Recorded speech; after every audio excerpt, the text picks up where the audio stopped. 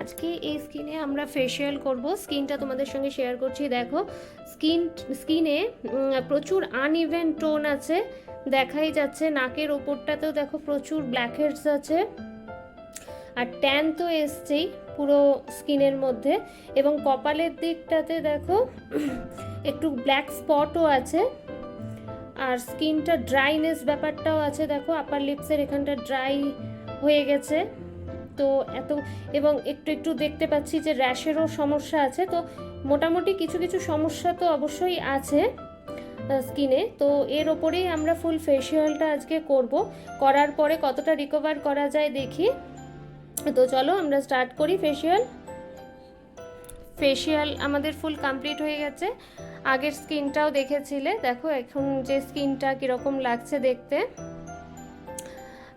যে আনইভেন টোনটা আছে এটা অনেকটাই হালকা হয়েছে, ট্যানের ব্যাপারটাও অনেকটা গেছে, কিন্তু নাকে দেখো প্রচুর ব্ল্যাক হেডস ছিল, সেটাও পুরোটাই রিমুভ হয়ে গেছে প্রায়। কিন্তু ফেশিয়াল একটা এমন জিনিস যেটা প্রতি মাসেই করতে হয়, এবং আস্তে আস্তে একটু একটু করে প্রবলেমগুলো সলভ হতে থাকে।